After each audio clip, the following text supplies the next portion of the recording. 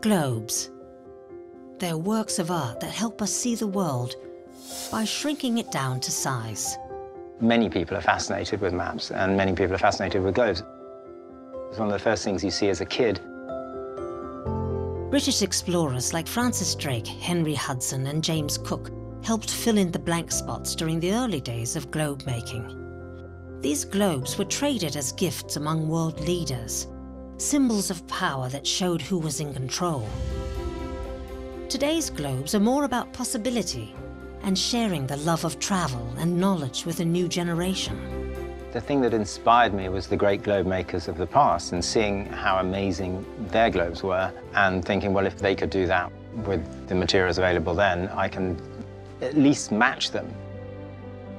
I'm Peter Bellerby. I'm a globe maker from North London. At first, Peter Bellerby was just trying to buy a present for his father's 80th birthday, a globe. I went into shops, I went into auction houses, and they were either cheap and plastic or crazy expensive and very delicate. Then Peter had an idea. He would make a globe himself. So I thought I had a few months. It took me 2 years and it took me all my savings, because globes take a lot of time, patience and money. By then, Peter realized there might be a demand for handmade globes and launched his own company. When I started, I felt I should reach back into the past and do everything in the traditional way. I then realized modern materials are amazing. So you've got to marry the two together. Peter and his team make over 500 globes a year, with each one taking several months to finish.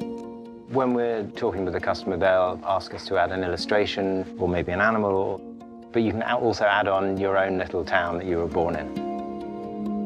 Next, the globe makers print out what are known as gauze, panels of map that will form the surface of the globe. We're obviously very rigorous in ensuring that country names and capitals are all as they should be. That same sense of rigor applies to cutting the gauze out. So this is cutting the gore very accurately to one side of the longitude line. Then colour is added to the oceans. Each one gets between 3 and 7 coats of paint. You have to paint the oceans beforehand because the world is round, and if we were to do this after the globe is made, you would get watercolor running all around the sphere, and then the paint wouldn't stay in the oceans anymore. Each globe, known at this stage as the sphere, has slight differences. So they carefully mark the polar regions and the equator. Obviously, it's very easy to find a North Pole, but finding the exact opposite position on any sphere becomes more and more difficult. Next, they add glue to the gauze and lay them onto the sphere. The paper is very fragile, and even a small mistake at this stage could mean remaking the entire globe.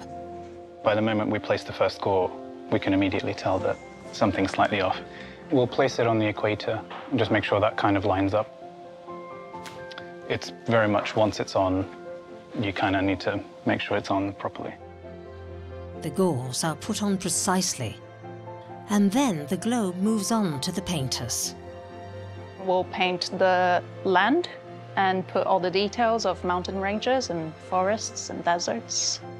It's the world and the earth, and it kind of inspires you to want to travel, and it just looks very beautiful. I think it's just a very interesting shape to paint over and over again.